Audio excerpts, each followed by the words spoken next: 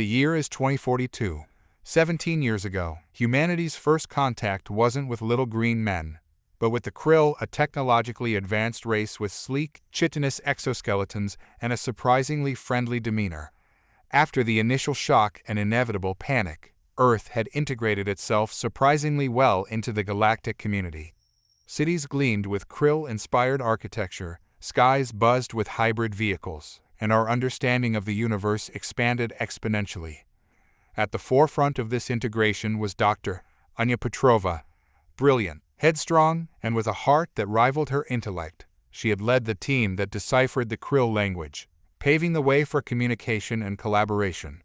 Anya's closest friend was Tora, a Krill diplomat who'd become an integral part of Earth's new reality. They often spent hours discussing philosophy, sharing meals, and even hiking together in the mountains Anya loved. Yet, not everyone shared Anya's unbridled optimism. Commander Tanaka, head of Earth's defense forces, couldn't shake off a nagging sense of unease. The Krill's generosity seemed too good to be true, their motives too opaque. He'd voiced his concerns, but they were dismissed as paranoia by the majority, who were enamored with the newfound galactic peace and prosperity. Kai's suspicions weren't entirely baseless. There were whispers in the shadows, reports of unexplained disappearances, hushed conversations among Krill officials intercepted by Earth's intelligence, and a growing unease among those who hadn't fully embraced the Krill. One evening, as Anya and Tora shared a meal in Anya's modest apartment, a news report flashed across the screen. A Krill research vessel had exploded in Earth's orbit, killing all on board. Tora's usually calm demeanor cracked, revealing a flicker of fear in her multifaceted eyes. An accident, Tora stated, her voice a touch too quick, too sharp. Anya, ever the scientist, noted the anomaly. But she trusted Tora. They were friends, weren't they? Surely, her friend wouldn't lie to her. Yet, a seed of doubt had been sown, a tiny crack in the facade of their perfect coexistence. The explosion wasn't an isolated incident. In the following days, a series of accidents plagued Earth's Krill-integrated systems. Power grids flickered, communication lines went down, and vital infrastructure malfunctioned. Each time, the Krill offered condolences and technical support, but their explanations rang hollow to Kai.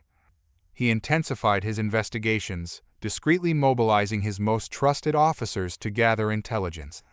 They uncovered encrypted Krill transmissions, anomalies in energy consumption patterns, and suspicious movements of Krill warships near Earth's colonies on Mars and the Moon. Kai presented his findings to the World Council, the governing body formed after the Krill's arrival. But his warnings fell on deaf ears.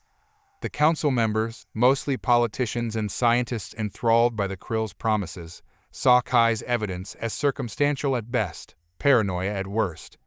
They accused him of fear-mongering and risking the fragile peace. Frustrated and disillusioned, Kai retreated to his headquarters, the sprawling underground complex dubbed Fortress. There, he gathered his most loyal officers and began to formulate a contingency plan. He couldn't convince the council, but he wouldn't let Earth be caught defenseless. Meanwhile, Anya grappled with her own turmoil. She couldn't ignore the growing evidence of the Krill's duplicity, but her bond with Tora clouded her judgment. She sought answers, revisiting old data, analyzing recent Krill behaviors, and desperately trying to reconcile her friend with the mounting evidence against her people. One night, a cryptic message appeared on Anya's secure terminal. It was from Tora, but the tone was different, urgent, almost desperate. "Meet me at our spot," it read. "Tonight, it's important." Anya hesitated. Should she trust Tora? Was this a trap? But her curiosity and lingering affection for her friend outweighed her caution. She decided to go, armed with a concealed weapon and a heart full of apprehension. The mountain air was crisp and clean, the moon casting long shadows on the familiar trail. It was the spot where Anya and Tora had first bonded, a place of shared wonder under the vast night sky.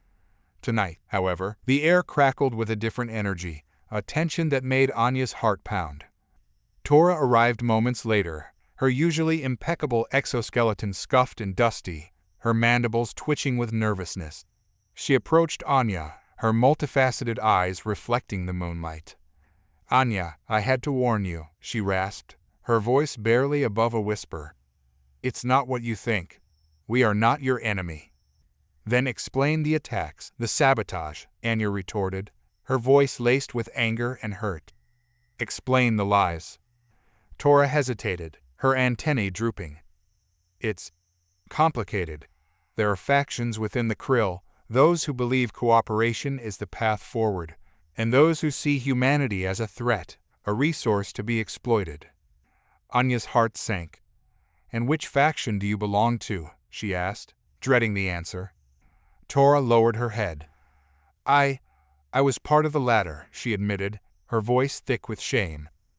"But I saw the error of their ways. I saw the beauty of your world, the resilience of your people. I could not stand by and watch them destroy what we had built together." Anya stared at her friend, torn between disbelief and a sliver of hope. "What are you saying?" Tora took a deep breath. "I'm saying that I'm with you, Anya. I'm with humanity." She handed Anya a data chip. "This contains proof of the conspiracy, the names of those involved, their plans. It's enough to expose them, to turn the tide." Anya took the chip, a surge of adrenaline coursing through her veins. This was it, the turning point. She had the evidence, a chance to stop the Krill before it was too late. But could she trust Tora? Was this a genuine act of redemption, or another Krill deception? A single tear rolled down Anya's cheek. She looked at Tora, her friend, her betrayer, her potential savior. "I want to believe you," Anya whispered, her voice trembling. "But if this is another lie?" Tora reached out, her clawed hand gently touching Anya's arm. "I know I've betrayed your trust, but I swear on my ancestors' honor, this is the truth. Please, Anya, believe me." A surge of emotions warred within Anya. Betrayal, anger, but also a flicker of hope ignited by Tora's plea. She looked into Tora's eyes, searching for any sign of deceit, but all she saw was desperation, a vulnerability she had never witnessed in her Krill friend before. "I need time," Anya said, her voice barely a whisper. "Time to think, to process, to decide if I can trust you again." Tora nodded, her antennae quivering. "I understand, but please, Anya, don't take too long. Time is not on our side." With a heavy heart, Anya turned and made her way back down the moonlit path. The data chip felt like a burning ember in her pocket, a weight of responsibility she wasn't sure she was ready for. Reaching her apartment, Anya locked the door and collapsed onto her couch, the chip clutched tightly in her hand. She plugged it into her secure terminal, her fingers trembling as she initiated the decryption sequence. As the files unraveled, her eyes widened in horror. The data revealed a chilling conspiracy, a plan years in the making. The Krill hadn't come in peace, they had come to conquer. Their advanced technology, their cultural exchange, their promises of prosperity, it was all a smokescreen, a way to infiltrate and weaken Earth's defenses. The chip contained detailed schematics of Earth's military installations, list of key personnel, and even genetic data on human vulnerabilities. The Krill planned to exploit Earth's resources, enslave its population, and turn the planet into a breeding ground for their own species. Anya's stomach churned with disgust and rage. She had been played, manipulated by a race she had considered friends. But more importantly, she had unwittingly aided in the downfall of her own planet. But amidst the despair, a spark of defiance ignited within her. She wouldn't let the Krill win. She wouldn't let them destroy her home, her people. She would fight back. With renewed determination, Anya contacted Commander Tanaka, her voice filled with a newfound resolve. "Kai, I have the evidence. The Krill betrayed us. But it's not too late. We can still stop them." On the other end of the line, Kai's voice was grim but steady. "I knew it," he said. "I knew they couldn't be trusted. But we're ready, Anya. We've been preparing for this moment. Now, it's time to fight." Fortress, once a symbol of Earth's military might, now thrummed with a desperate energy. It was a labyrinthine complex buried deep beneath the Rocky Mountains, a relic of the Cold War era repurposed for galactic defense. Within its reinforced walls, Commander Tanaka had been assembling a force, a resistance in the making. Anya's arrival was met with a mix of surprise and relief. Her reputation as the Krill whisperer preceded her, but the data she carried proved her allegiance. The evidence she presented left no room for doubt. The Krill's betrayal was undeniable. Tanaka's officers, hardened soldiers and strategists, listened intently as Anya laid out the Krill's insidious plan. The grim faces around the table reflected the daunting challenge ahead. Earth was outmatched, outgunned, and caught off guard. But despair had no place in Fortress. This was a sanctuary of defiance, a beacon of hope in a world plunged into darkness. Tanaka, with his steely gaze and unwavering resolve, galvanized his team. "They underestimated us," he declared, his voice booming through the command center. "They saw us as a primitive species, ripe for the taking. But they forgot one crucial thing: humanity's resilience. We've faced adversity throughout our history, and we've always come out stronger. This time will be no different." Anya stepped forward, her voice ringing with a newfound conviction. "I know the Krill. I know their strengths, but I also know their weaknesses. We can use their own technology against them, exploit their arrogance, and turn their betrayal into our advantage." Her words resonated with the room, igniting a spark of hope in their weary eyes. The resistance was born, a diverse group of scientists, soldiers, hackers, engineers, and everyday citizens united by a common goal: to reclaim their home, to avenge their fallen, and to show the Krill that humanity would not be subjugated. Their resources were scarce, their odds slim, but their spirit was unbreakable. They would fight tooth and nail, using every ounce of their ingenuity and courage to turn the tide. The Krill had made a grave mistake underestimating humanity. Now they would face the wrath of a planet scorned. The weeks following the betrayal were a whirlwind of frantic activity within Fortress. The Resistance, a ragtag group of survivors, transformed into a well-oiled machine of defiance. Anya and Kai, despite their vastly different backgrounds, formed an unlikely but effective leadership duo. Anya's knowledge of Krill technology and culture proved invaluable. She guided the engineers as they reverse-engineered captured Krill weapons, adapting them for human use. She deciphered their communication protocols, allowing the Resistance to intercept and disrupt their transmissions.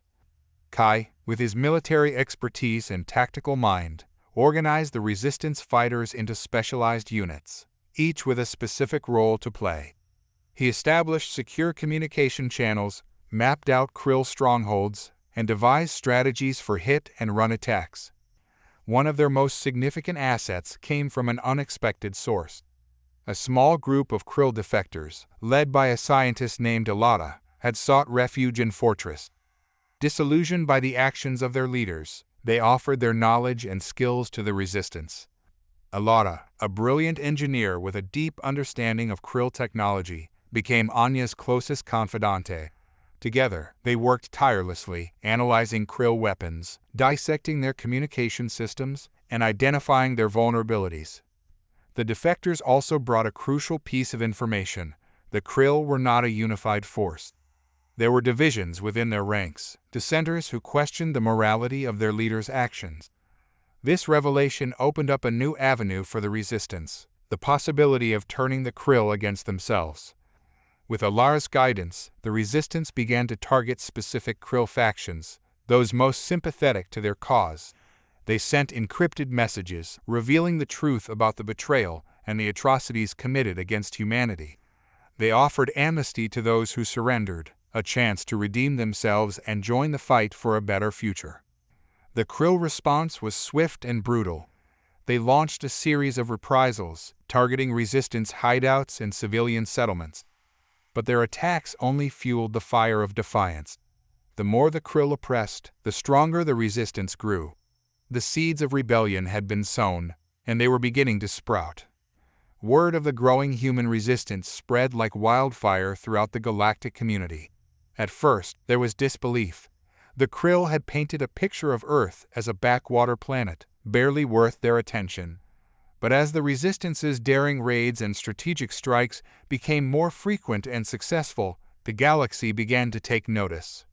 Anya and Kai knew that to truly turn the tide, they needed more than just military victories. They needed to win the hearts and minds of the galactic community, to expose the Krill's lies and garner support for their cause.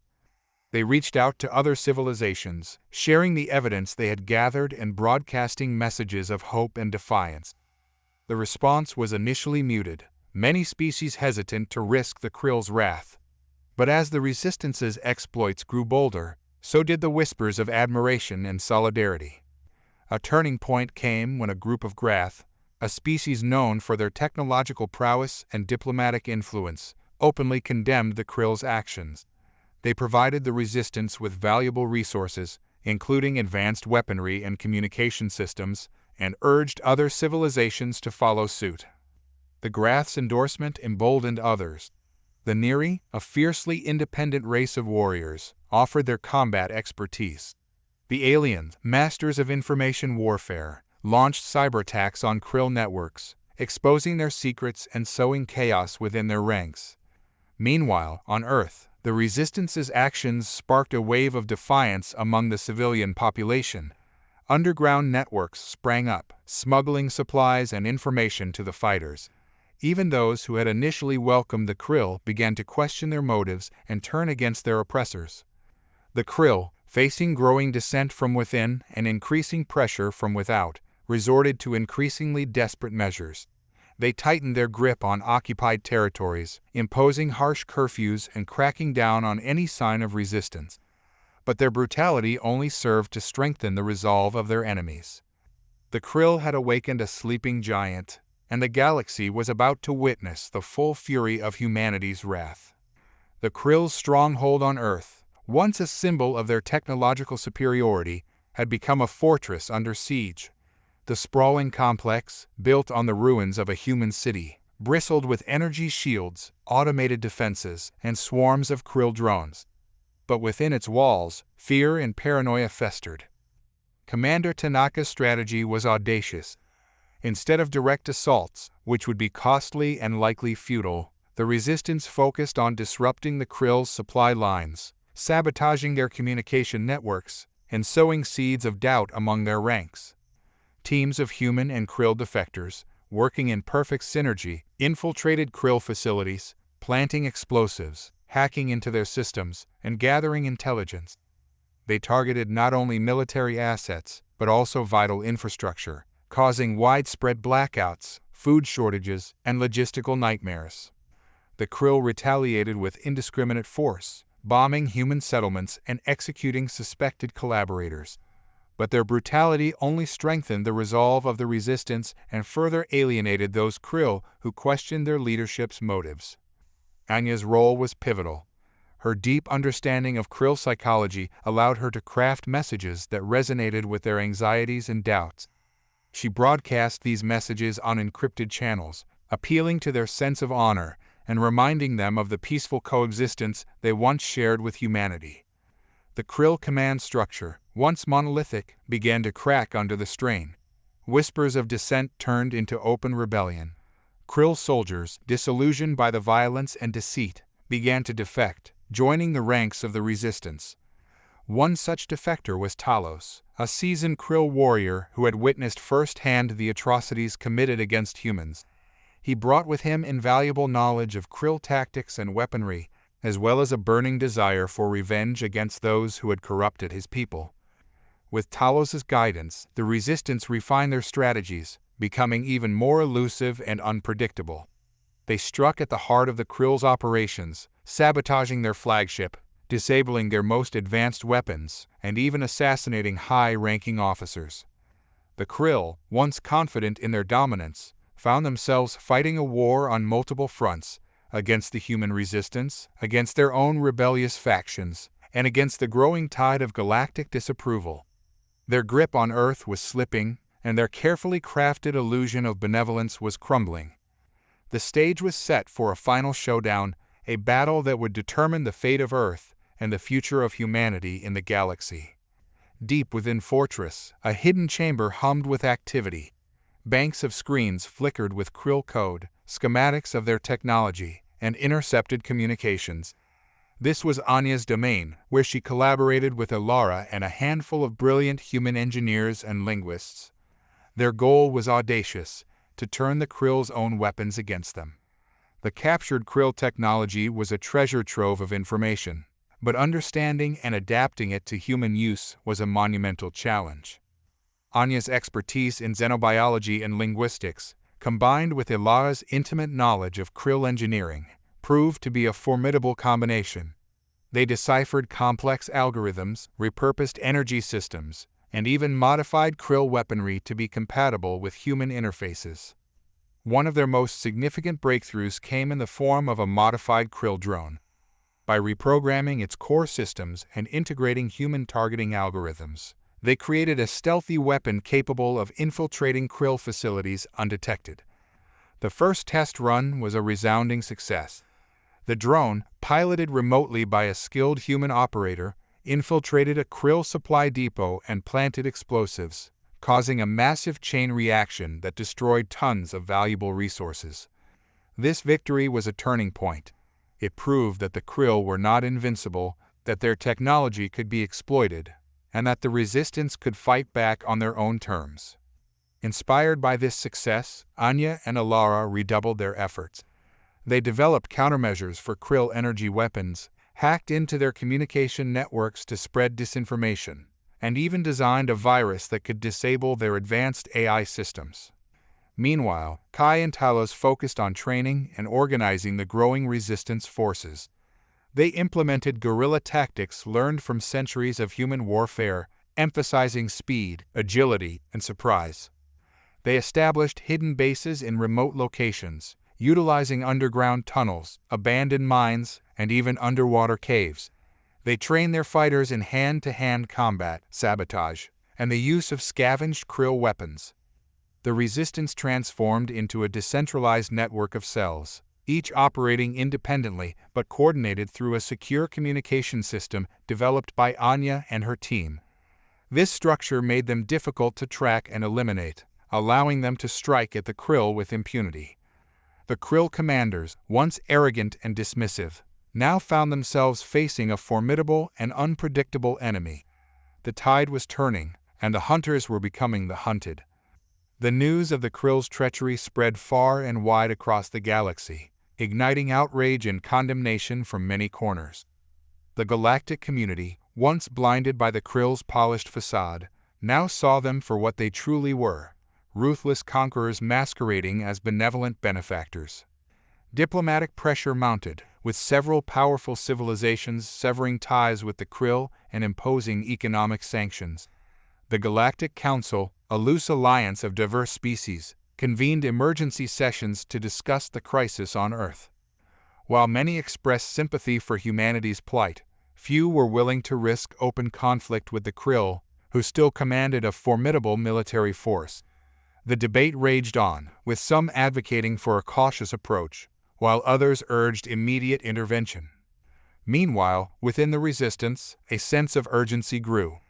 They knew the Krill would not sit idly by while their empire crumbled. A massive retaliation was inevitable, and Earth's defenders had to prepare for the worst. Anya and her team worked tirelessly to decipher the Krill's encrypted communications, hoping to glean any clues about their next move.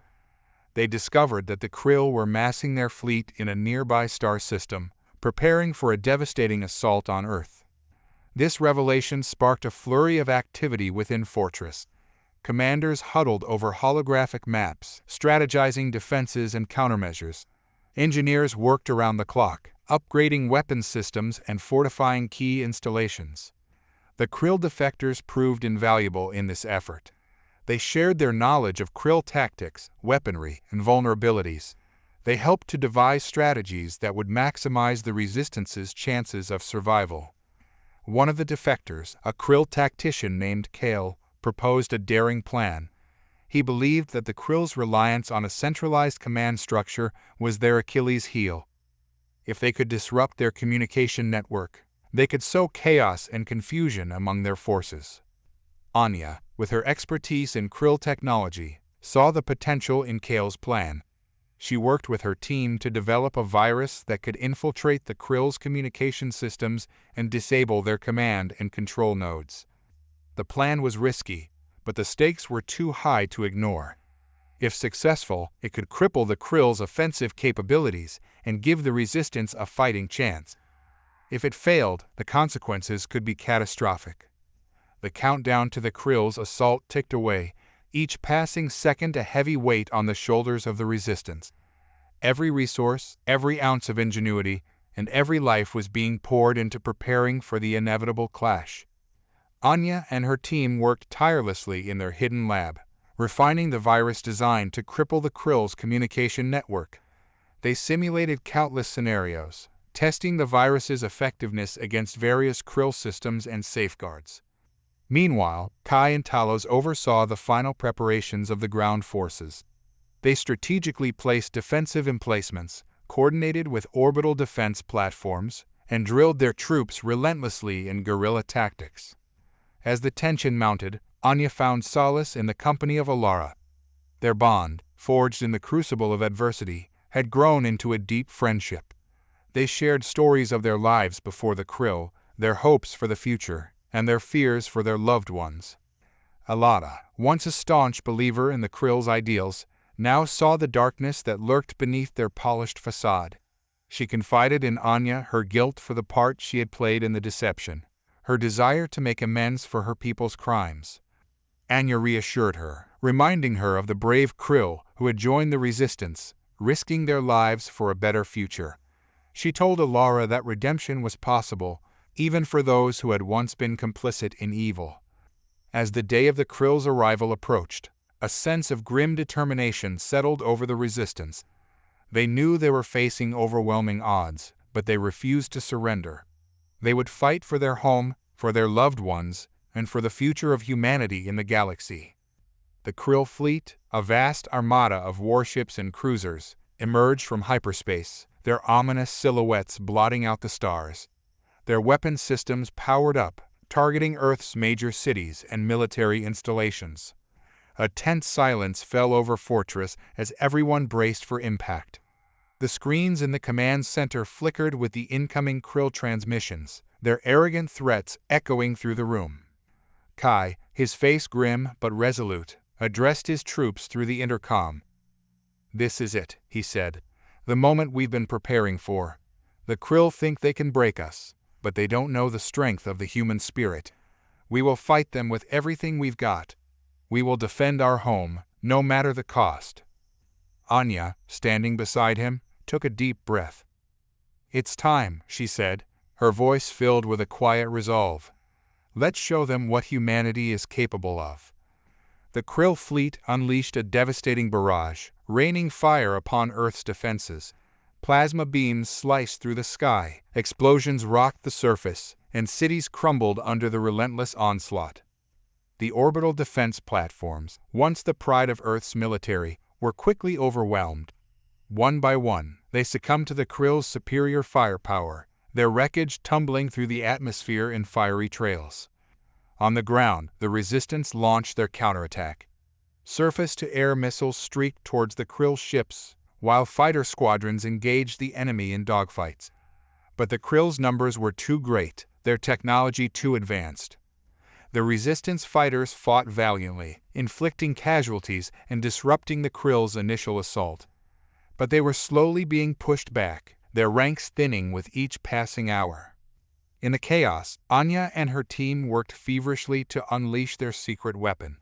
They uploaded the virus into the Krill's communication network, hoping to sow confusion and disarray among their ranks. The virus spread rapidly, infecting the Krill systems and disrupting their coordination. Command signals were garbled, targeting data corrupted, and communication channels filled with static. The Krill fleet, once a well-oiled machine, descended into chaos. Ships fired on each other, squadrons broke formation, and the entire offensive stalled. Seizing the opportunity, the resistance launched a series of coordinated attacks. They targeted vulnerable Krill ships, disabling their weapon systems and crippling their engines. The Krill, reeling from the unexpected disruption, struggled to regain control. Their commanders barked orders that were never received, their pilots flew blind, and their ground troops wandered aimlessly, cut off from their superiors. The tide of the battle began to turn. The resistance, once on the verge of collapse, now had the upper hand. They pressed their advantage, striking at the Krill's weakened defenses with renewed vigor. Anya, watching the chaos unfold on the command center screens, felt a surge of hope. Her gamble had paid off. The virus was working, and the Krill were falling apart. But she knew this was just the beginning. The Krill would not give up easily. They would regroup, adapt, and come back stronger. The fight for Earth was far from over. The temporary reprieve granted by the virus allowed the resistance to regroup and fortify their defenses. Anya and her team worked tirelessly to reinforce the firewalls around their communication systems, anticipating the Krill's attempts to regain control. The Krill, however, were not easily deterred. Their engineers worked feverishly to isolate and neutralize the virus, while their commanders devised new strategies to bypass the compromised networks. Within days, the Krill fleet began to reorganize. Their ships formed tighter formations, relying on visual signals and short-range communication. They launched a series of probing attacks, testing the Resistance's defenses and searching for weaknesses. The Resistance, though outnumbered and outgunned, held their ground. They utilized their knowledge of the terrain, their guerrilla tactics, and their newly acquired Krill weaponry to inflict significant casualties on the enemy. In the skies, squadrons of repurposed Krill fighters, piloted by skilled human and Krill defector pilots, engaged the enemy in daring dogfights. On the ground, teams of resistance fighters ambushed Krill patrols, sabotaging their vehicles and disrupting their supply lines. The battles were fierce and bloody, but the resistance refused to yield. Every inch of ground was contested, every life sacrificed a testament to their unwavering determination. One of the most intense battles took place in the ruins of New York City. The Krill, determined to reclaim the symbolic heart of humanity, launched a massive ground assault, supported by aerial bombardment. The resistance, led by Commander Tanaka and Talos, fought back with every weapon at their disposal. They utilized their knowledge of the city's underground tunnels and abandoned buildings to outmaneuver the Krill, launching surprise attacks and disappearing into the shadows. The battle raged for days, the cityscape reduced to rubble. But the resistance, fueled by their love for their home and their hatred for the invaders, refused to give in. Finally, after a grueling final stand, the Krill were forced to retreat, leaving behind a trail of destruction and thousands of casualties. The victory was bittersweet, but it proved to the world that humanity would not be easily conquered. News of the Resistance's victory in New York echoed throughout the galaxy, reaching the ears of both allies and enemies. It was a symbol, a beacon of hope in a time of darkness, proving that the Krill could be beaten, that their reign of terror was not absolute. On Earth, the victory invigorated the remaining human population. Those who had been hiding in fear emerged from their shelters, their spirits lifted by the news of their defenders' triumph. The Resistance's ranks swelled with new recruits, eager to join the fight and reclaim their freedom. The Krill, however, were not so easily discouraged. Their pride wounded, their resources strained. They launched a series of retaliatory attacks, raining down destruction on civilian targets in a desperate attempt to regain control. The Resistance, hardened by battle and fueled by righteous anger, met the Krill's aggression with equal ferocity.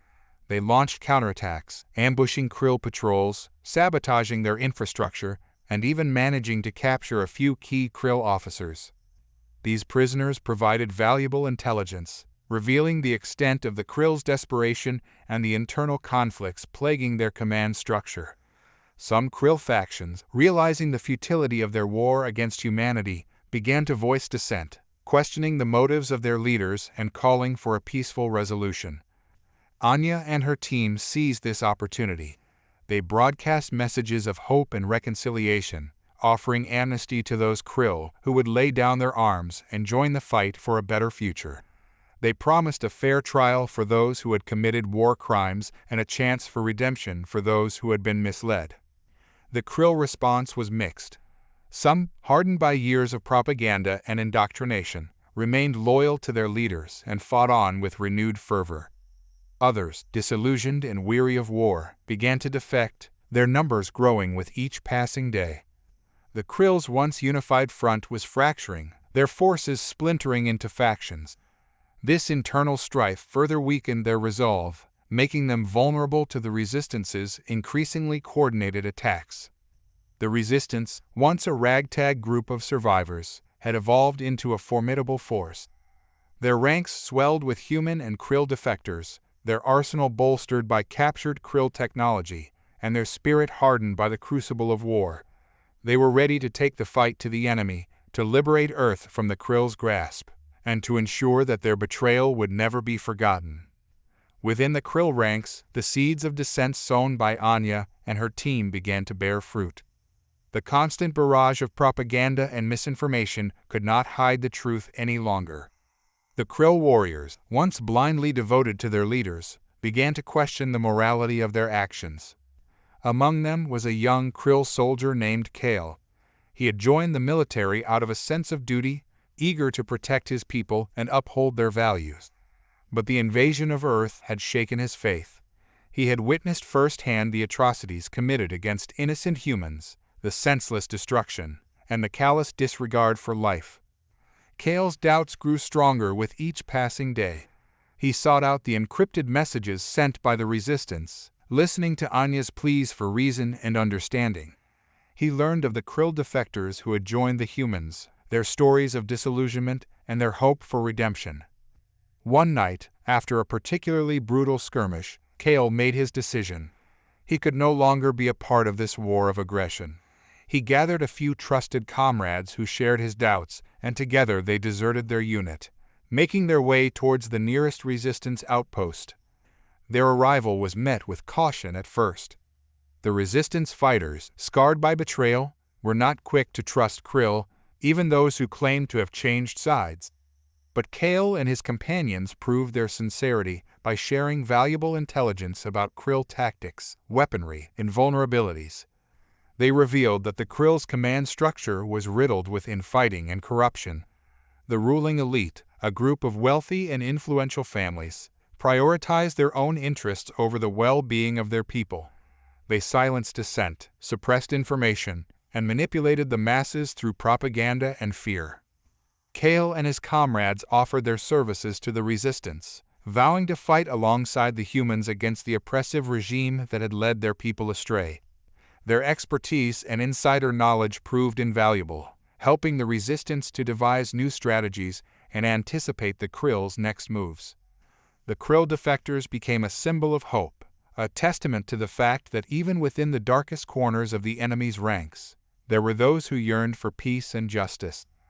Their presence bolstered the morale of the Resistance, proving that the fight was not just about survival, but about the future of the entire galaxy.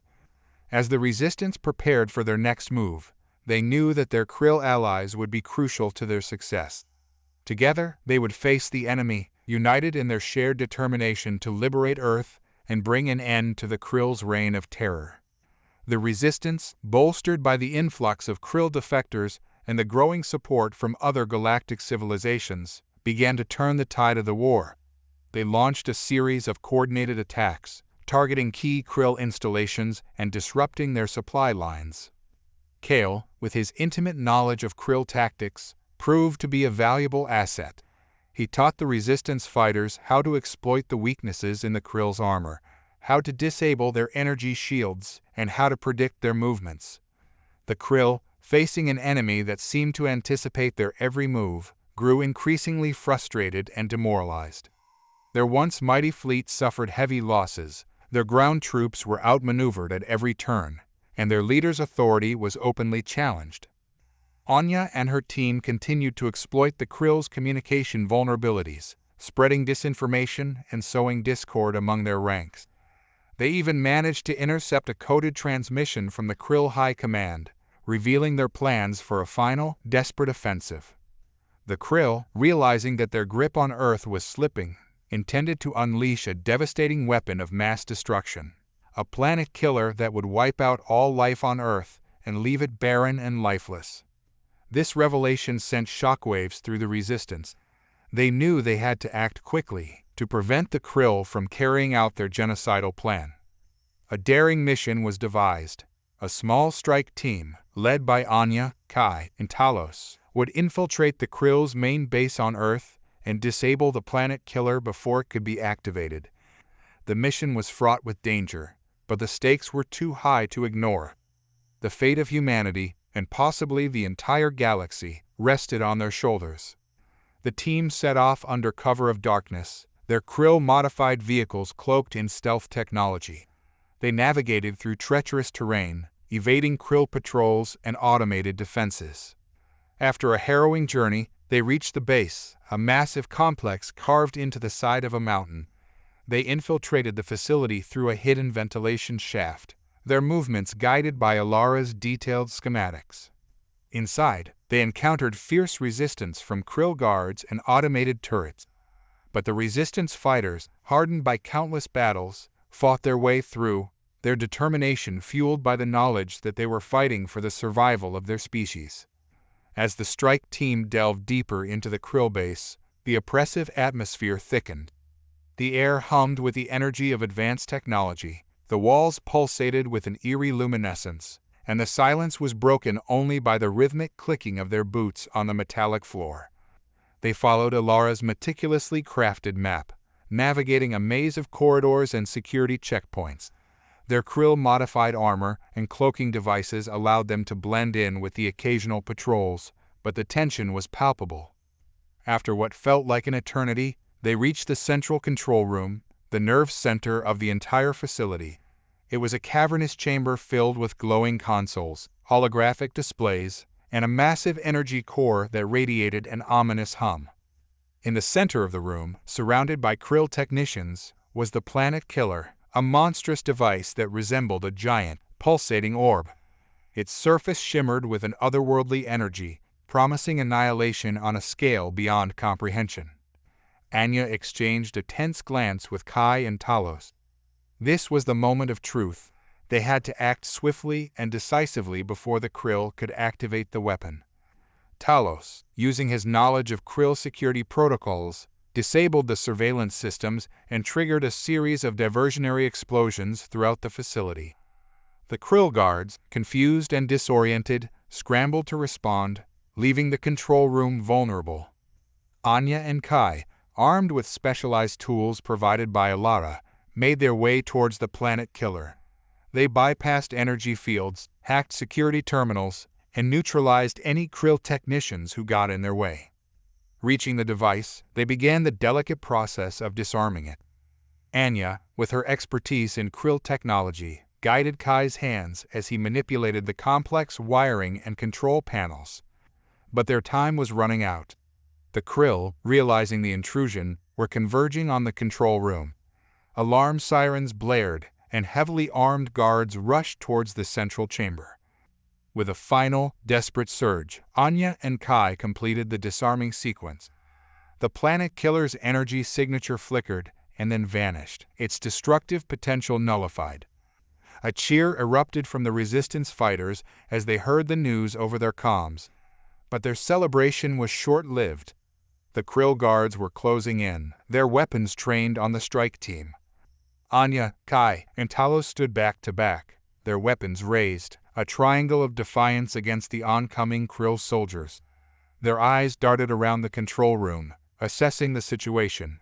They were outnumbered and surrounded, but they had one advantage: surprise. The Krill, expecting no resistance in their most secure facility, hesitated for a split second. Anya seized the moment, unleashing a volley of energy blast from her modified Krill rifle. The first wave of guards fell, their chitinous armor offering little protection against the weapon they had designed. Kai, a master swordsman, moved with lightning speed, his blade flashing in the dim light. He deflected incoming fire, his movements a blur of precision and grace. With each swing, another Krill fell, their exoskeletons pierced, and their lifeblood spilling onto the cold floor. Talos, using his superior strength and knowledge of Krill combat techniques, charged into the fray. He grabbed a guard by the neck, lifted him off the ground, and slammed him against a console, shattering it into a shower of sparks.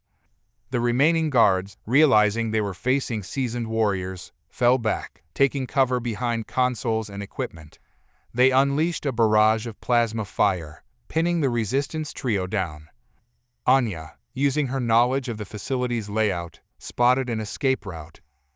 "This way," she shouted, diving behind a large energy conduit. Kai and Talos followed, firing back at the pursuing Krill. They sprinted through a maze of corridors, dodging blasts and leaping over obstacles. Their hearts pounded in their chests, their lungs burning from exertion. But they couldn't stop, not until they were safely out of the Krill base. As they approached the ventilation shaft they had used to enter, they heard the pounding of heavy footsteps behind them. The Krill were closing in, their voices echoing through the narrow passage.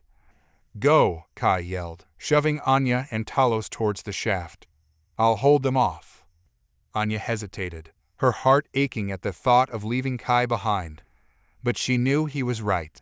They had to escape, to warn the others, to complete their mission.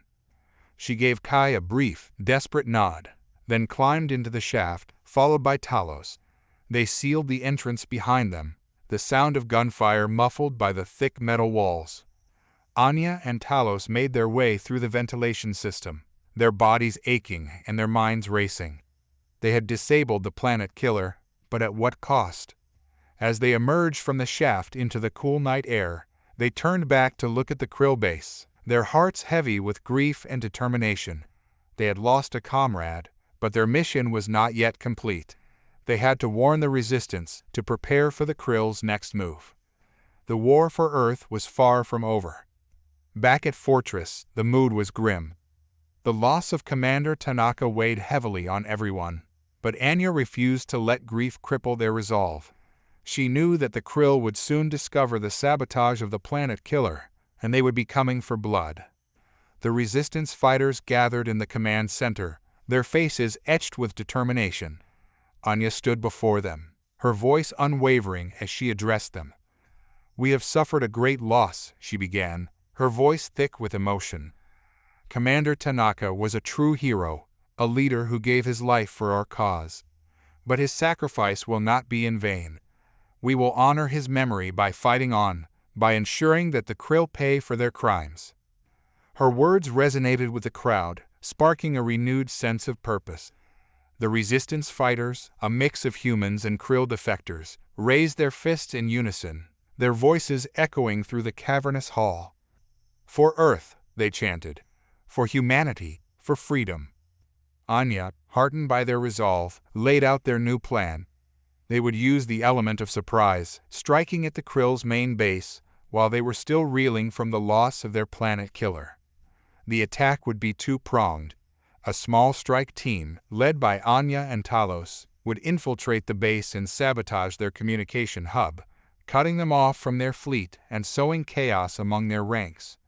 Meanwhile, the rest of the resistance, under the command of Major Lin, Tanaka's second-in-command, would launch a coordinated assault on the base's perimeter defenses, drawing the Krill's attention and creating an opening for the strike team. The plan was audacious, risky, but it was their best chance to turn the tide of the war. The resistance fighters, united in their grief and anger, embraced the challenge with grim determination. Under cover of darkness, Anya and Talos, disguised as Krill technicians, infiltrated the base. They used their knowledge of Krill security protocols and Alara's schematics to navigate the labyrinthine corridors undetected. They reached the communication hub, a heavily guarded chamber filled with blinking lights and humming machinery. Talos, using his Krill biometrics, bypassed the security systems and gained access to the main console. With deft fingers, Anya uploaded a series of viruses and malware into the Krill's network. The systems flickered, then went dark. The Krill were blind, deaf, and cut off from their command structure. The moment Anya and Talos severed the Krill's communications, chaos erupted throughout their base. Alarms blared, lights flickered, and the Krill soldiers, suddenly cut off from their commanders, stumbled about in confusion. Outside, the resistance launched their assault. A wave of repurposed Krill fighters, piloted by a mix of human and Krill defectors, streaked across the sky, raining fire upon the base's defenses. Ground troops, led by Major Lin and a contingent of Neri warriors, surged forward, their weapons blazing. The Krill, disoriented and disorganized, struggled to mount a coherent defense. Their automated turrets fired blindly, their ground troops scattered, and their commanders barked orders into the void of their dead communication channels. Anya and Talos, their mission in the communication hub complete, joined the fray. They fought their way through the panicked Krill, their modified weapons blazing, their movements precise and deadly. The battle raged for hours, the air thick with smoke, the ground stained with blood. But the resistance, fueled by their righteous fury and the knowledge that they were fighting for their very survival, pressed on relentlessly. They breached the base's outer defenses, disabled its energy shields, and poured into the inner sanctums. They fought in the corridors, in the laboratories, and in the command centers, each step bringing them closer to victory. The Krill, overwhelmed and demoralized, began to surrender in droves. Those who resisted were quickly cut down by the resistance fighters, their bodies littering the once pristine floors. In the heart of the base, Anya and Talos confronted the Krill commander, a towering figure clad in ornate armor. He lunged at them with a roar, his energy blade humming with deadly intent. Anya and Talos fought back, their movements synchronized, their attacks coordinated. They dodged the commander's blows, parried his thrusts, and gradually wore him down. Finally, Talos disarmed the commander, his blade clattering to the floor. Anya stepped forward, her weapon trained on the Krill's chest. "This is for Commander Tanaka," she said, her voice cold and resolute. "And for all the innocent lives you took." With a pull of the trigger, she ended the Krill commander's life, his lifeless body crumpling to the ground. The battle for the base was over. The resistance had won a decisive victory, a turning point in the war for Earth. As the dust settled on the Krill base, a somber silence descended upon the battlefield. The stench of smoke and scorched metal hung heavy in the air, a grim reminder of the violence that had transpired. Anya and Talos stood amidst the wreckage, their breaths ragged, their faces streaked with grime and sweat. They had survived, but at a heavy cost. The bodies of fallen comrades lay scattered around them, a testament to the Krill's brutality and the price of defiance. As the resistance fighters emerged from the shadows, their expressions a mix of triumph and sorrow, Anya raised her voice, addressing them with a mixture of grief and determination. "We have won this battle, but the war is far from over," she declared, her voice echoing through the ruined courtyard. "The Krill will not give up easily. They will regroup, they will rebuild, and they will come for us again." Her words were met with a chorus of agreement, the fighters nodding solemnly. They had seen firsthand the Krill's ruthlessness, their willingness to sacrifice countless lives to achieve their goals.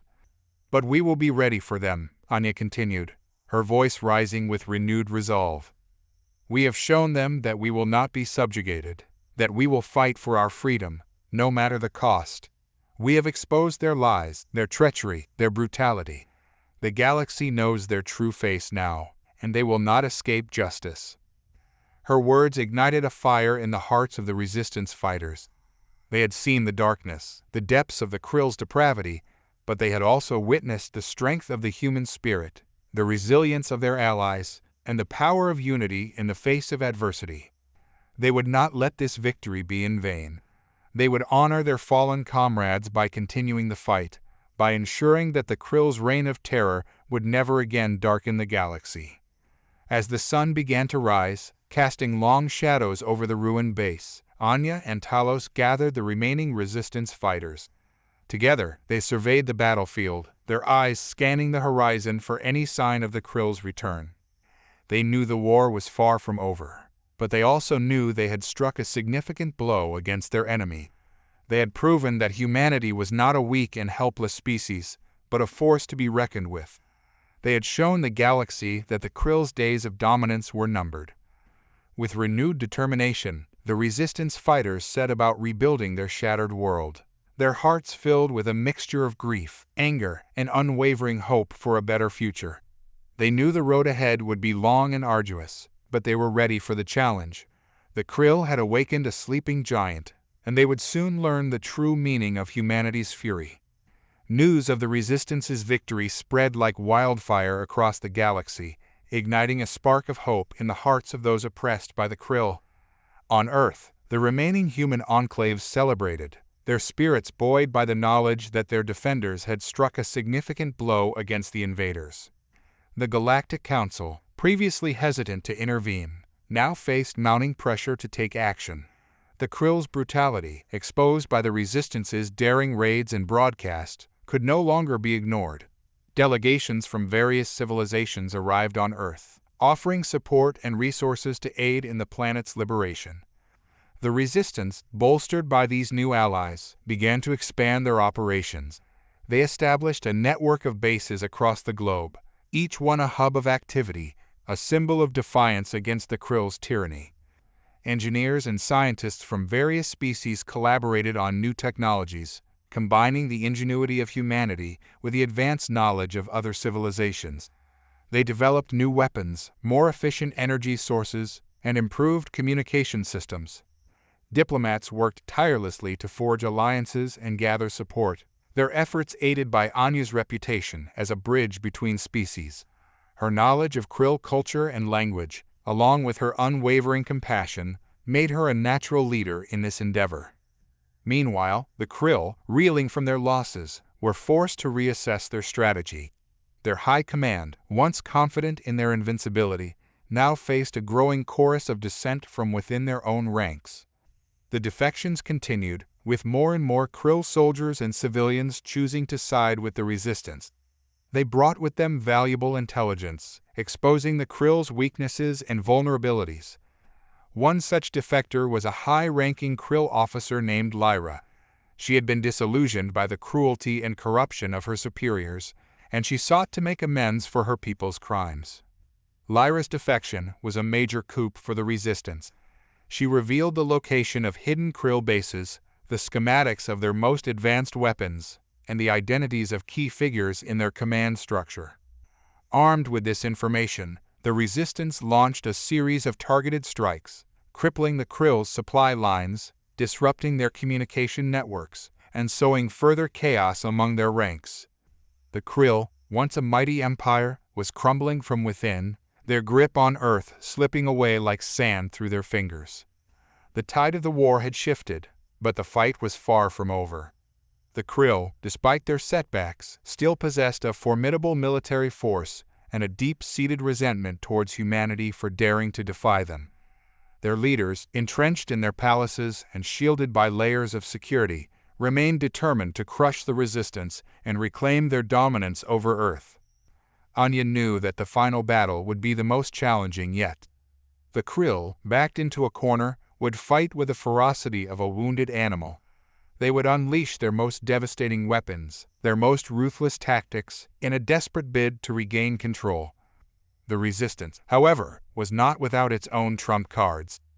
The information gleaned from Krill defectors like Lyra had provided them with a detailed understanding of the Krill's military doctrine, their vulnerabilities, and their hidden bases. One such base, located deep beneath the Antarctic ice sheet, was rumored to house the Krill's most advanced weaponry, including experimental energy cannons and bioengineered super soldiers. Its destruction would cripple the Krill's war effort and send a powerful message to their remaining forces. A daring plan was hatched. A small strike team, led by Anya, Talos, and a seasoned Grath commando named Cora, would infiltrate the base and sabotage its core systems. They would be supported by a diversionary attack led by Major Lin, who would lead a force of Resistance fighters in a frontal assault on the base's perimeter defenses. The mission was fraught with danger, but the potential rewards were immense. The destruction of the Antarctic base would be a turning point in the war, a decisive blow that could break the Krill's will to fight.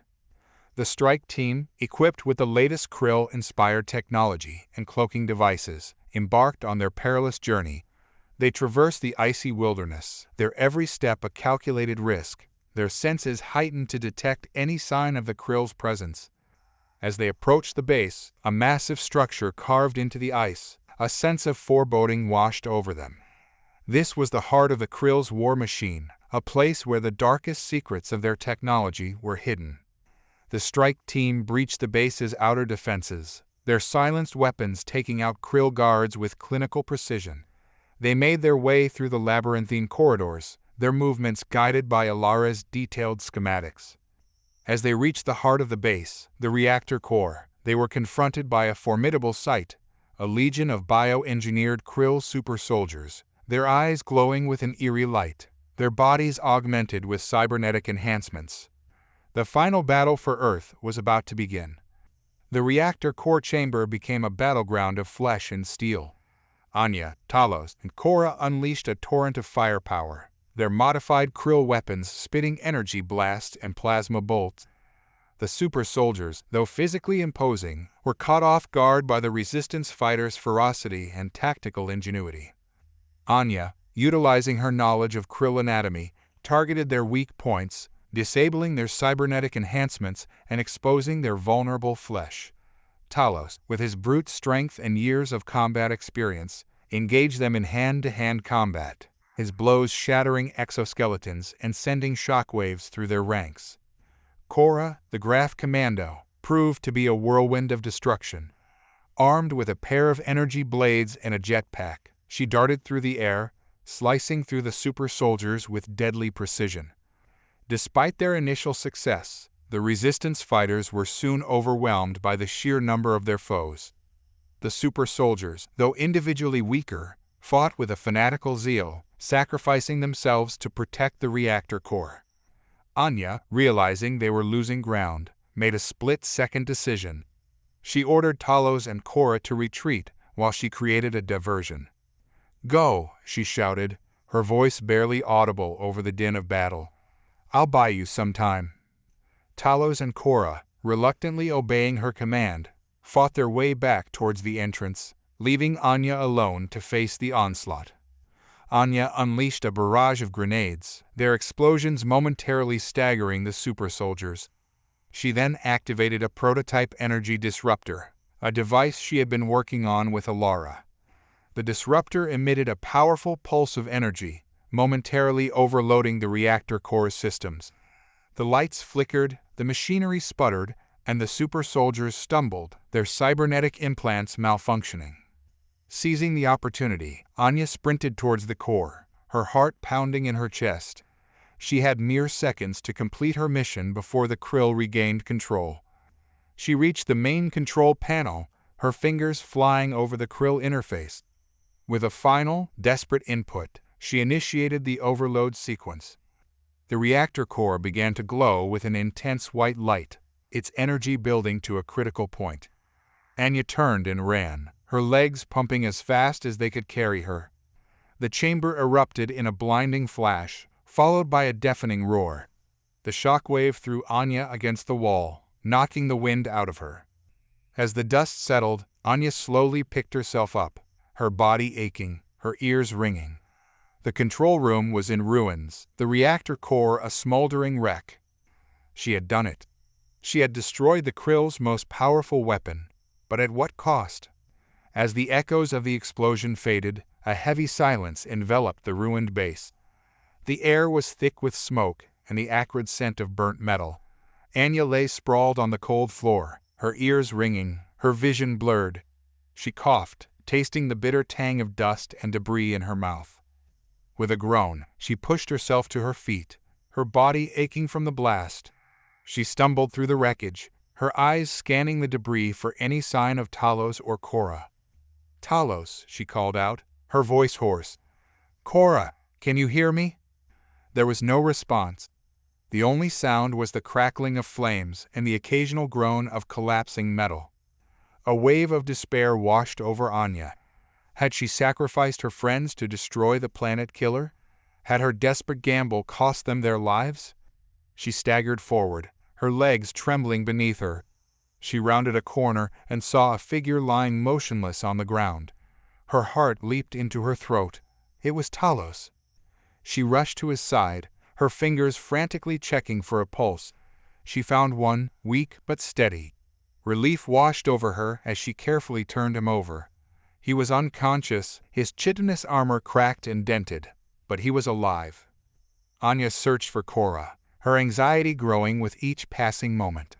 She found her near the entrance of the base, slumped against a wall, her energy blades lying on the ground beside her. She was barely breathing, her body riddled with shrapnel wounds. Anya quickly assessed her injuries. They were severe, but not fatal.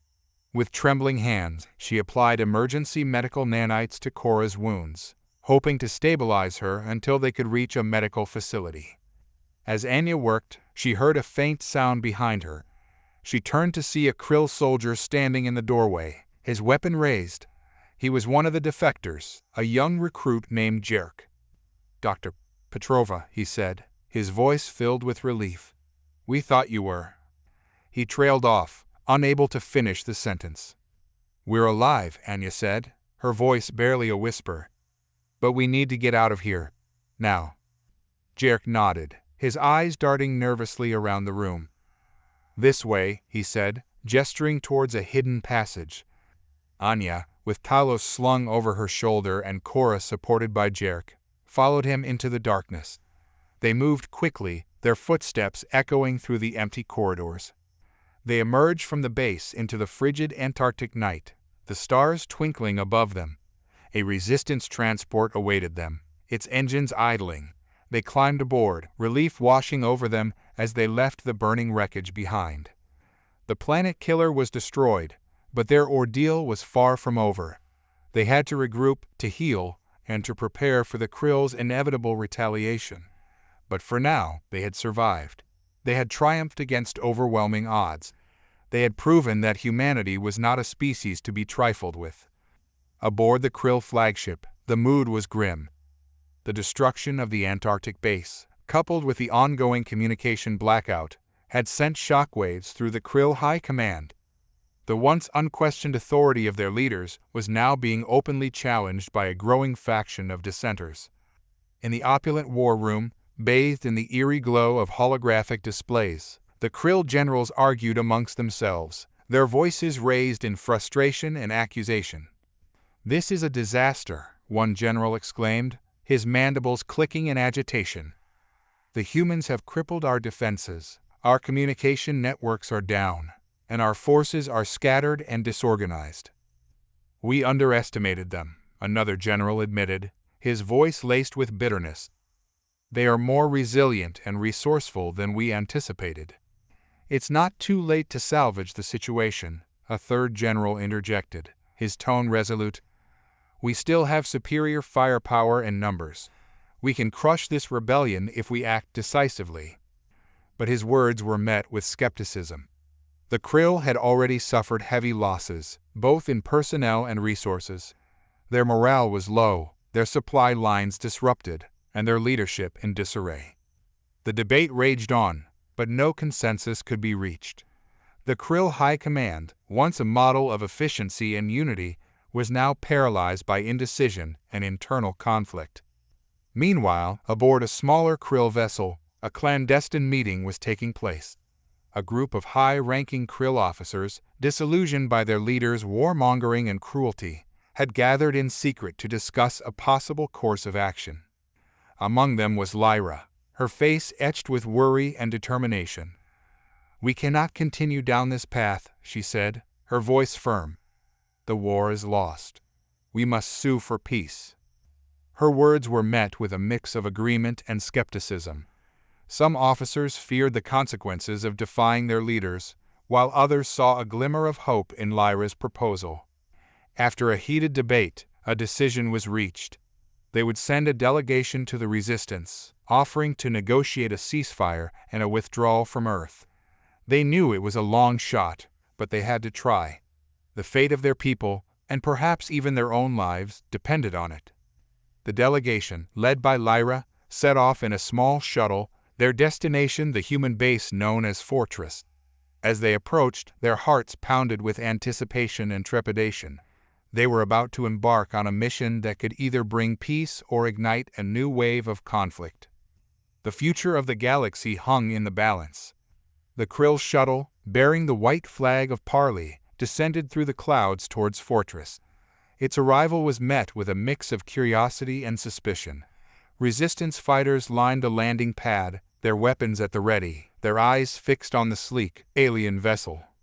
Anya, flanked by Talos and Major Lin, stepped forward to greet the Krill delegation as they emerged from the shuttle.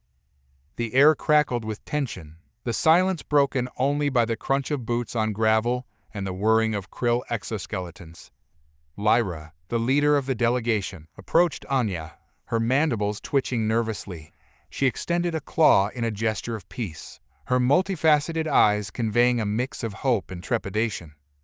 "Dr. Petrova," she began, her voice a low rasp, "we come in peace. We seek to end this senseless conflict." Anya met her gaze with a steely resolve. "Your words ring hollow, Lyra," she replied, her voice unwavering. "Your people have betrayed our trust, slaughtered our people, and attempted to destroy our planet. Why should we believe you now?" Lyra lowered her head, her antennae drooping. "I know we have caused you great pain," she said, her voice filled with remorse. "But not all Krill are the same. There are those of us who oppose this war, who believe in peaceful coexistence." She gestured towards her fellow delegates, a mix of scientists, diplomats, and even a few low-ranking soldiers. "We represent those who seek to make amends for the crimes of our leaders," she continued. "We are here to offer you a ceasefire, a withdrawal from Earth, and a chance to rebuild our relationship." Anya exchanged a glance with Talos and Major Lin. They saw a flicker of hope in Lyra's eyes, a genuine desire for peace. But they also knew the Krill's history of deception. Could they trust these defectors? Were they truly sincere, or was this another ploy to buy time and regroup? Anya took a deep breath, weighing her options. She knew the risks of accepting the Krill's offer, but she also knew the cost of continued conflict. Earth had already suffered enough.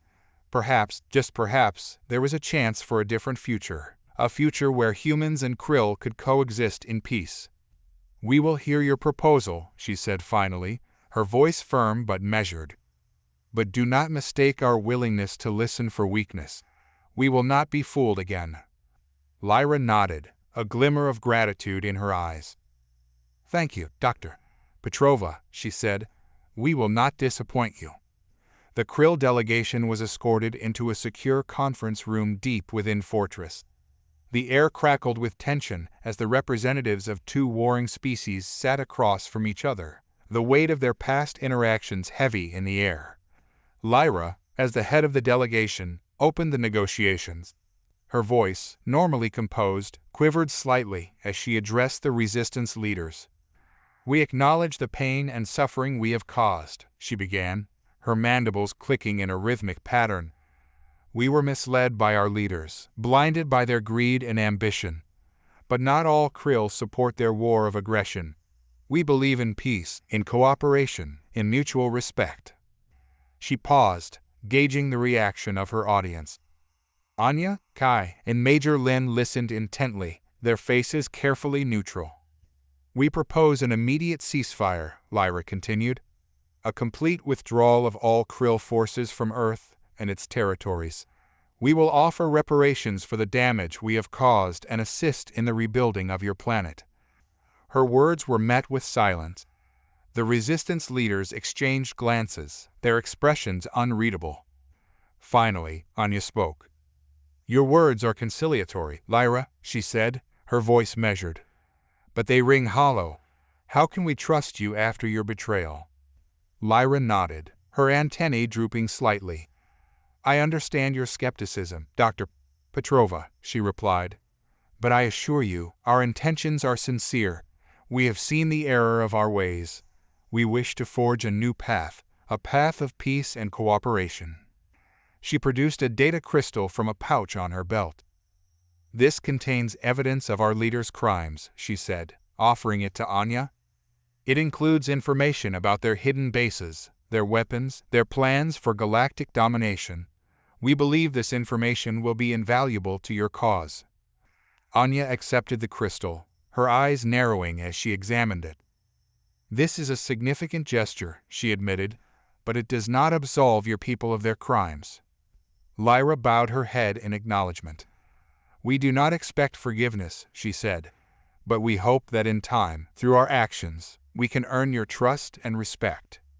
The negotiations continued for hours, each side cautiously probing the other's intentions. The Krill delegation offered concessions, promising to share advanced technology and resources with Earth. The resistance leaders, in turn, demanded guarantees of the Krill's peaceful intentions and a commitment to dismantling their military infrastructure. The negotiations were tense, fraught with suspicion and mistrust. Both sides had suffered greatly, and the wounds of betrayal ran deep. Yet there was a glimmer of hope, a shared recognition that the path of war could only lead to further destruction. Anya, hardened by the conflict, but still clinging to her belief in understanding, took the lead in the negotiations. She listened to Lyra's pleas with a critical ear, analyzing her words and body language for any hint of deception. "We understand your desire for peace, Lyra," Anya said, her voice measured and cautious. "But we need more than words. We need actions that demonstrate your commitment to a new beginning." Lyra nodded, her antennae quivering in agreement. "We are prepared to offer concrete proof of our sincerity," she replied. "We will disclose the locations of our hidden bases, surrender our weapons, and dismantle our military infrastructure on Earth." She paused, then added, "We are also willing to share our advanced technology with you, technology that could help to heal your planet and ensure a prosperous future for all." This offer piqued the interest of the resistance leaders. The Krill's technology was far more advanced than anything humanity had developed. It could revolutionize medicine, energy production, and even space exploration. But the offer came with a price. The Krill demanded amnesty for their defectors, a guarantee that they would not be prosecuted for their past actions. They also insisted on maintaining a diplomatic presence on Earth, albeit a significantly reduced one. This last demand was met with resistance from some members of the resistance.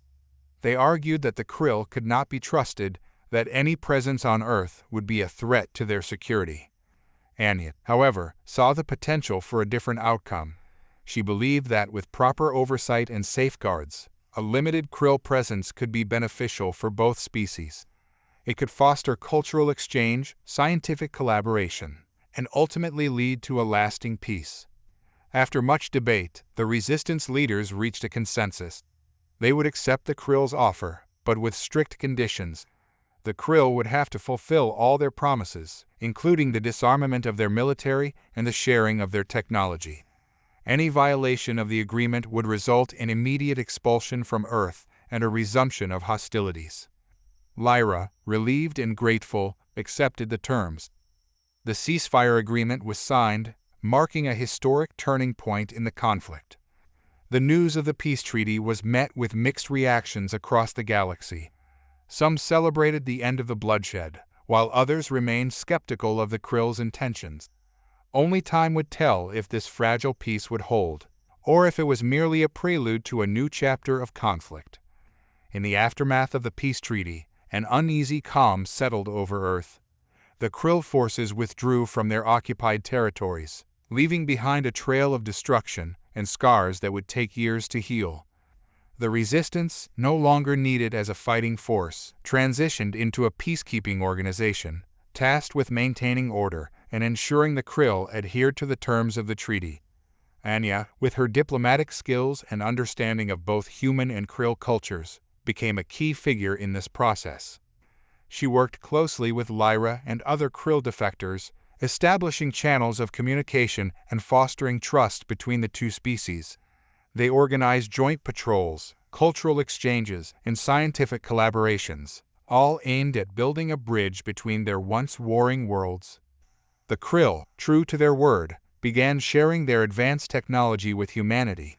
Krill engineers and scientists worked alongside their human counterparts, teaching them how to utilize their energy systems, medical advancements, and even their faster-than-light travel technology. Earth, once a war-torn planet, began to blossom.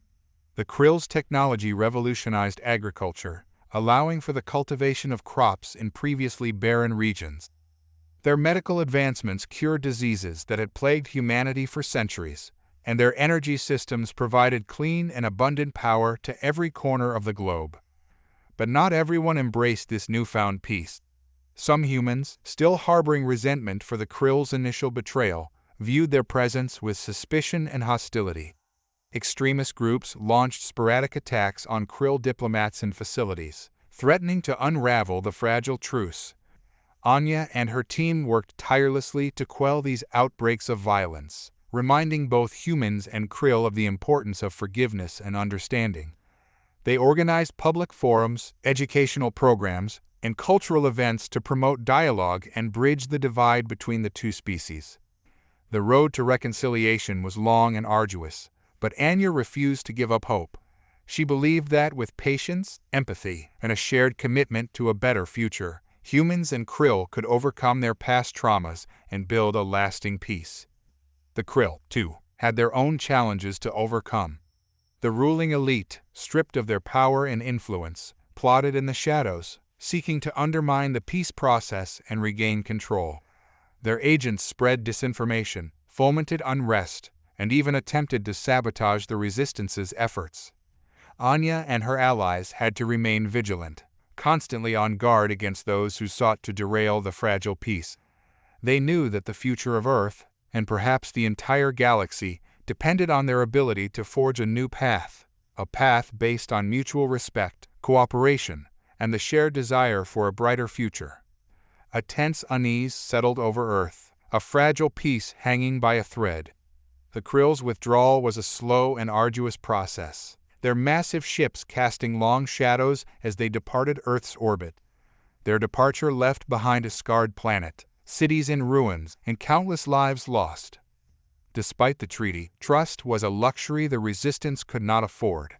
They maintained a vigilant watch, their sensors scanning the skies for any sign of treachery. Anya, though hopeful for peace, understood the necessity of caution. The rebuilding process was slow and laborious. The Krill's advanced technology, while a boon in many ways, was alien to human hands. It required a steep learning curve, a delicate dance of understanding and adaptation. Anya found herself spending countless hours in the Krill tech labs, deciphering schematics, reverse engineering components, and collaborating with Krill scientists who had chosen to remain on Earth. One such scientist was Kale, the former Krill soldier who had defected to the resistance. His knowledge of Krill technology and military tactics proved invaluable, helping the humans to repurpose and modify Krill equipment for their own defense. The resistance, once a ragtag band of rebels, evolved into a more structured organization. They established training programs, research facilities, and diplomatic channels with other galactic civilizations. They even began to recruit new members, both human and Krill, who shared their vision of a peaceful coexistence. But not all was smooth sailing. Tensions simmered beneath the surface, fueled by grief, anger, and mistrust. Some humans, unable to forgive the Krill for their betrayal, formed extremist groups that advocated for their complete expulsion from Earth. The Krill defectors, too, faced their own challenges. They were ostracized by their own people, branded as traitors and collaborators. They struggled to find acceptance among the humans, who often viewed them with suspicion and resentment. Anya found herself walking a tightrope, trying to maintain the delicate balance of peace while addressing the concerns of both sides. She organized public forums, facilitated dialogues, and tirelessly advocated for understanding and forgiveness. Her efforts were met with varying degrees of success. Some humans and Krill, touched by her compassion and determination, began to see each other in a new light. They formed friendships, collaborations, and even romantic relationships, defying the prejudices and hatred that had once divided them. Others, however, remained entrenched in their anger and mistrust. They clung to their old grievances, their hearts hardened by the pain of loss and betrayal. They whispered of conspiracies, of hidden agendas, and of the Krill's inevitable return to power. One such group, calling themselves the Earth First Brigade, grew increasingly vocal in their opposition to the Krill presence. They spread propaganda, claiming that the Krill were still secretly plotting to enslave humanity, that their technology was a Trojan horse, and that their promises of peace were nothing but lies.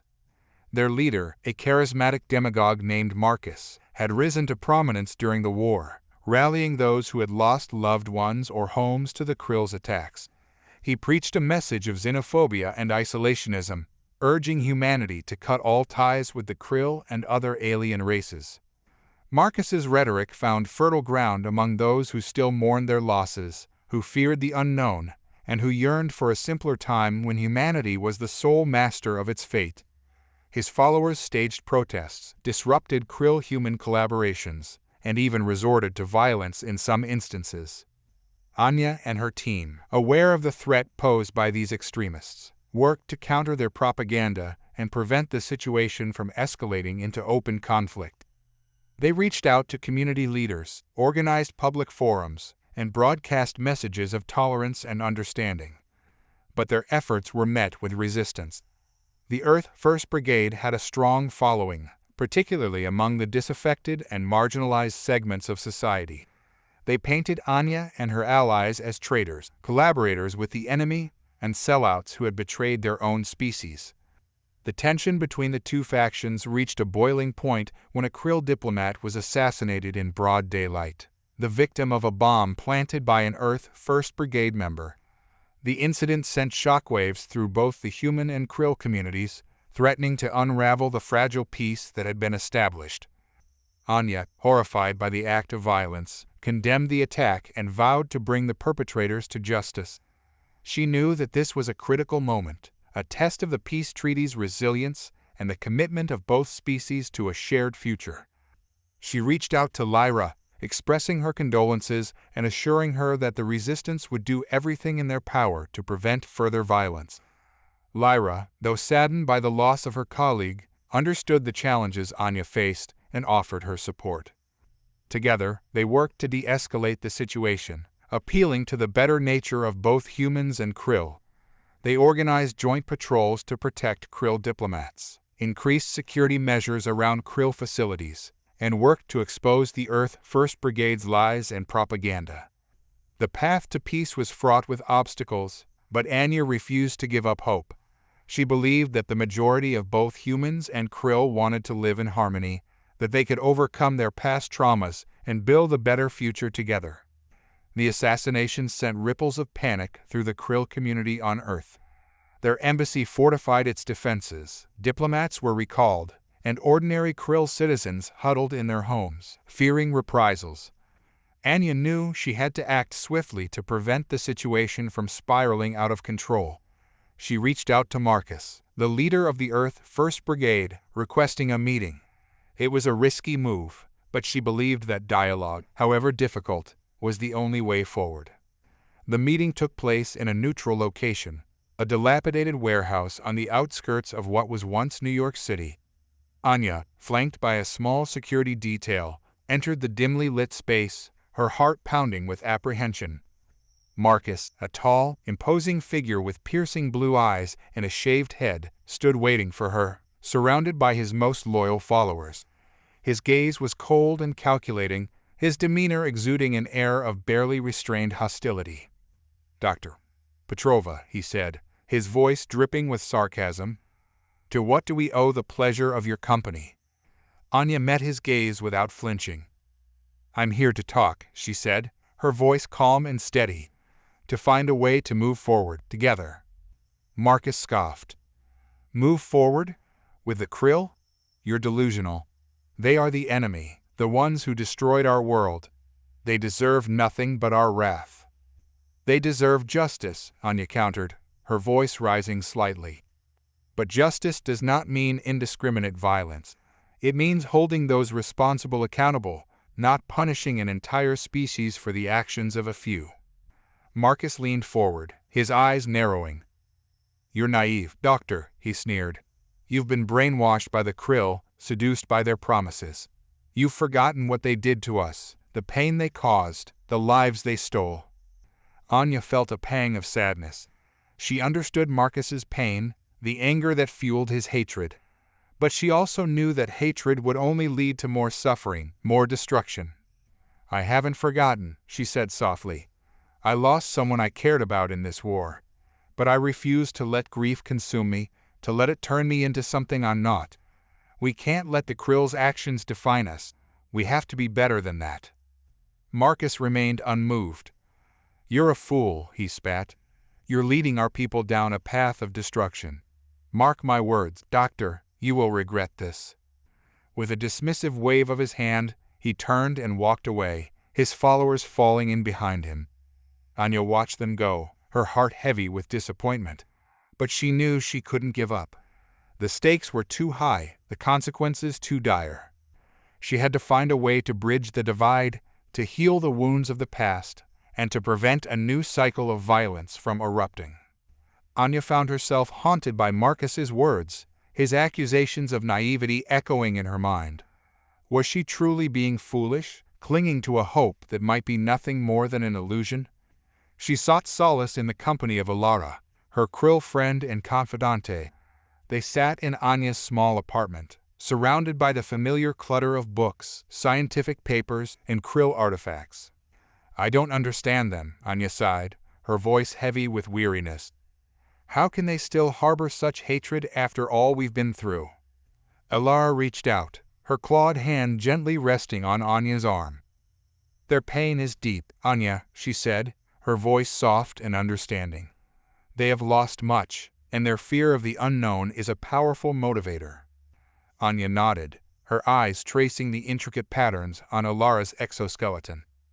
But fear cannot be the foundation of our future, she said. We must find a way to build trust, to create a society where both humans and Krill feel safe and respected. Alara nodded in agreement. It won't be easy, she admitted. But it is possible.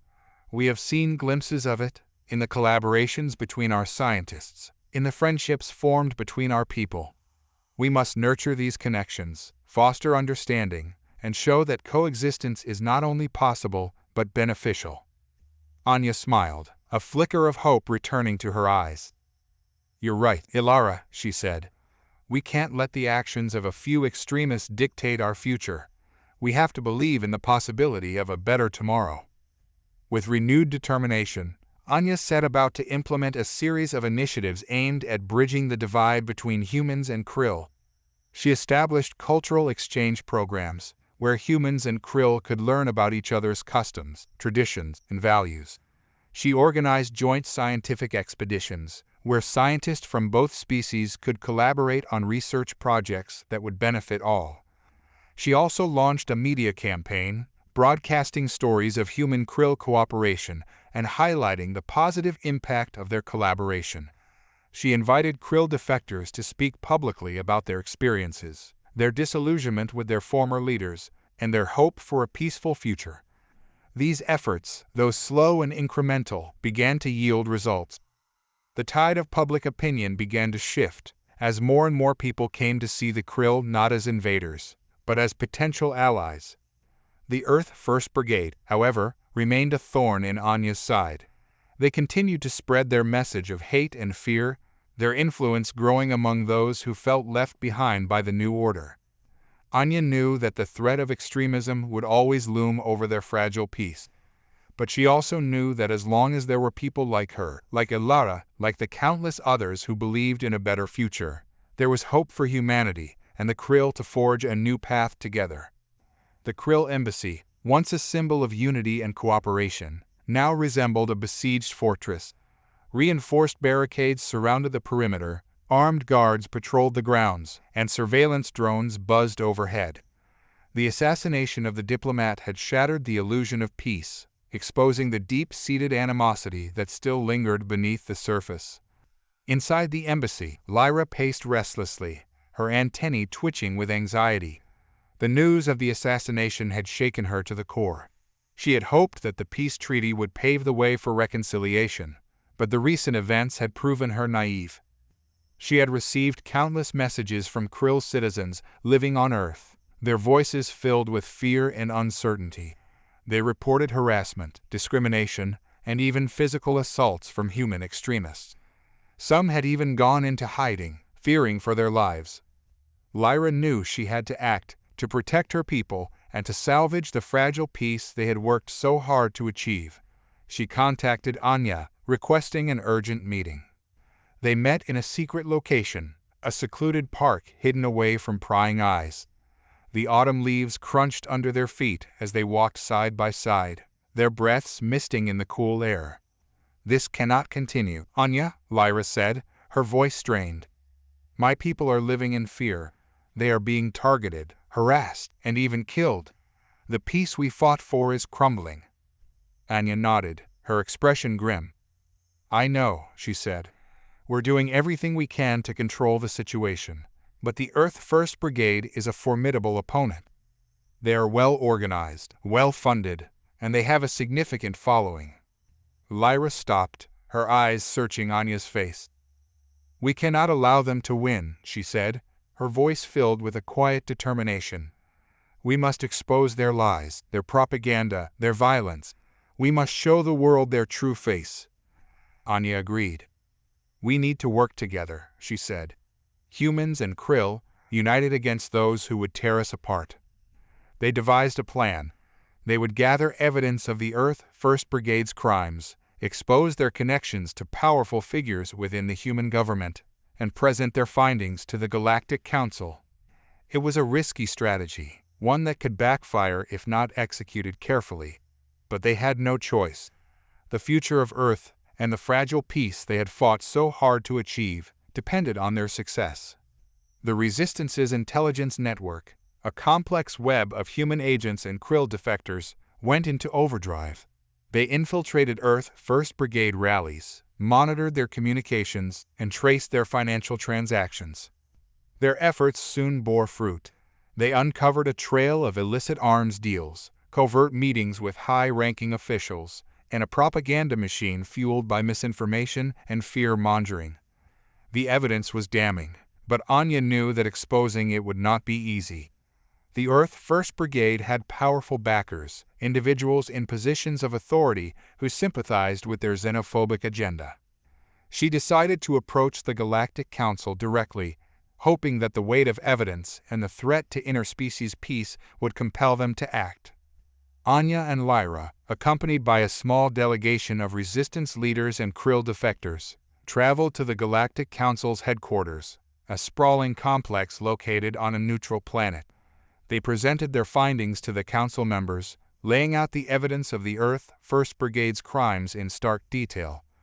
The council chamber was filled with a tense silence as Anya concluded her presentation. The holographic images of the Earth First Brigade's atrocities flickered in the air, a grim reminder of the dangers of unchecked extremism. The council members, representing a diverse array of species, reacted with a mixture of shock, anger, and concern. Some were skeptical, questioning the validity of the evidence and accusing the resistance of fabricating it to discredit their opponents. Others, however, were moved by Anya's impassioned plea for justice and her warning of the dire consequences if the Earth First Brigade's actions were left unchecked. They acknowledged the need for decisive action, but they also expressed concerns about the potential backlash from Earth's population. The debate raged for hours, with each side arguing their case passionately. But in the end, the council reached a decision. They would launch an official investigation into the Earth First Brigade, and if the evidence warranted it, they would take action to dismantle the organization and bring its leaders to justice. It was a small victory, but a significant one. The resistance had gained the support of the Galactic Council, a powerful ally in their fight against extremism. They knew that the road ahead would be long and difficult, but they were determined to see it through. The future of Earth and the fragile peace between humans and Krill depended on their success. The Galactic Council's investigation was swift and thorough. Their agents, drawn from various species renowned for their investigative prowess, descended upon Earth, their mandate to uncover the truth behind the Earth First Brigade's activities. They interviewed witnesses, analyzed communication records, and traced financial transactions. They infiltrated Earth First Brigade gatherings, gathering intel on their leadership, their funding sources, and their ultimate goals. The investigation's findings were damning. The Earth First Brigade was not just a fringe group of disgruntled individuals. It was a well-organized, well-funded organization with deep roots in human society. Their leaders had connections to powerful figures in the military, the media, and even the government. Their motives were a toxic mix of xenophobia, greed, and a lust for power.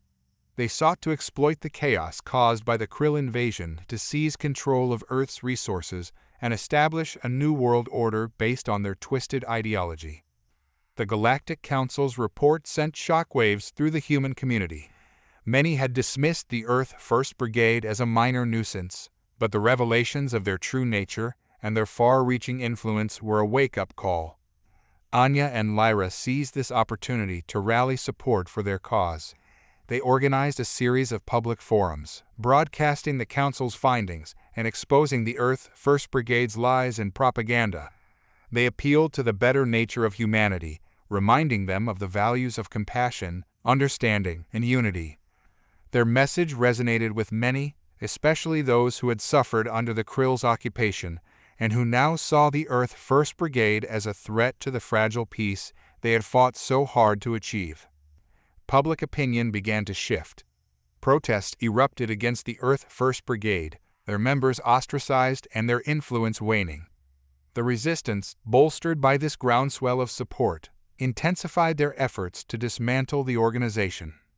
They arrested key figures, seized their weapons caches, and shut down their propaganda networks. The Earth First Brigade, once a powerful force, was now on the run, their leaders hunted by the resistance and their followers disillusioned and scattered. The victory was not without its cost. The resistance lost several brave fighters in the ensuing clashes, their sacrifices a reminder of the dangers of extremism and the importance of upholding the values of peace and unity. But the removal of the Earth First Brigade marked a significant turning point in the healing process for Earth. It allowed humans and Krill to focus on rebuilding their shattered world, to forge a new path together, and to ensure that the mistakes of the past were never repeated. As the Krill threat receded, the focus shifted towards rebuilding and reconciliation. The scars of war were deep, etched into both the physical landscape and the collective psyche of humanity. Cities lay in ruins, families mourned lost loved ones, and trust between humans and Krill was tenuous at best. Anya, now hailed as a hero and a symbol of unity, took on the daunting task of leading the reconstruction efforts. She established a council comprising representatives from various human nations, Krill defectors, and other alien races who had supported the resistance. This council, known as the Unity Council, faced a myriad of challenges. They had to address the humanitarian crisis caused by the war, rebuild infrastructure, restore basic services, and ensure the fair distribution of resources. But their most pressing challenge was fostering reconciliation between humans and Krill. The scars of betrayal ran deep, and many on both sides harbored resentment and mistrust. Anya, drawing on her experience as a xenobiologist and diplomat, implemented a series of initiatives aimed at bridging the divide. She organized cultural exchange programs, where humans and Krill could learn about each other's customs, traditions, and values. She encouraged joint scientific collaborations, where scientists from both species could work together to solve common problems. She also established a Truth and Reconciliation Commission, where victims of the Krill occupation could share their stories and perpetrators could seek forgiveness. It was a painful process, but a necessary one for healing and moving forward. The Krill defectors played a crucial role in these efforts. They spoke out against the crimes committed by their former leaders, offered apologies on behalf of their people, and actively participated in the rebuilding of Earth. Their actions slowly began to chip away at the wall of mistrust. Humans, witnessing the Krill's genuine remorse and their commitment to making amends, started to see them in a new light. One such human was a young engineer named Sarah. She had lost her family in a Krill attack, her heart filled with hatred for the alien race. But when she met Kale, a Krill defector working on a project to restore clean water to a devastated region, her perspective began to change. Kale's kindness, his empathy, and his genuine desire to help humanity touched Sarah's heart. They formed a bond, a friendship that transcended species and prejudice. Through their interactions, Sarah began to see the Krill not as monsters, but as individuals capable of compassion and empathy. Their friendship became a symbol of hope, a testament to the power of forgiveness and understanding. It was a small step, but a significant one on the long road to reconciliation. While Anya and Lyra worked tirelessly on the diplomatic front, the Resistance continued its campaign to eliminate any remaining Krill threat on Earth. With the help of Krill defectors like Kale, they located and neutralized hidden Krill bases, weapon caches, and sleeper cells. One such mission led them to an abandoned Krill facility in the heart of the Amazon rainforest. It was rumored to house a powerful Krill artifact, a device capable of manipulating weather patterns and causing natural disasters. Anya and her team, accompanied by a group of experienced jungle trackers from a local indigenous tribe, ventured into the dense rainforest. The air was thick with humidity, the sounds of exotic creatures echoing through the dense vegetation. After days of trekking through treacherous terrain, they reached the facility, a massive structure camouflaged by dense foliage. They breached the perimeter, their modified Krill weapons at the ready, their senses heightened to detect any sign of danger. Inside, they found a labyrinth of corridors and chambers, their walls adorned with strange symbols and hieroglyphs. They cautiously navigated the facility, their footsteps echoing in the eerie silence. As they approached the central chamber, they were met with a chilling sight. The Krill artifact, a pulsating orb of energy suspended in mid-air, its surface crackling with electricity. Anya, recognizing the danger, ordered her team to take cover. She had studied the artifact's schematics and knew that it was capable of generating powerful storms, earthquakes, and even tsunamis. They had to disable the artifact before it could be activated. But as they moved closer, the orb began to glow brighter, its energy field intensifying. Suddenly, the ground shook violently, and the walls of the chamber began to crumble. The artifact was activating, its power surging through the facility. Anya and her team scrambled for cover as the chamber collapsed around them. They were buried under tons of debris, their calm silenced, their fate uncertain. Outside, the rainforest was engulfed in a violent storm. Winds howled, trees snapped, and torrential rain lashed down. The Krill's weapon was wreaking havoc on the environment, threatening to unleash a natural disaster of catastrophic proportions. As the dust settled on the battlefield, a profound silence blanketed the ravaged landscape. The acrid smell of smoke lingered in the air, a grim testament to the fierce battle that had transpired. Anya emerged from the rubble, her body battered and bruised, but her spirit unbroken. The destruction around her was a stark reminder of the Krill's brutality, but also a testament to humanity's resilience. The Resistance fighters slowly gathered, their faces etched with exhaustion and grief, yet a flicker of hope shone in their eyes. They had faced the Krill's wrath and emerged victorious, their victory a beacon of defiance against tyranny. The news of the Resistance's triumph reverberated throughout the galaxy, reaching the ears of oppressed civilizations and inspiring them to rise up against their Krill overlords.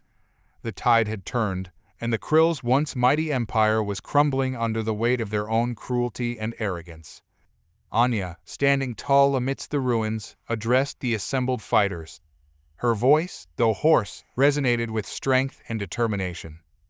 "We have won a great victory today," she declared, her gaze sweeping over the faces of her comrades.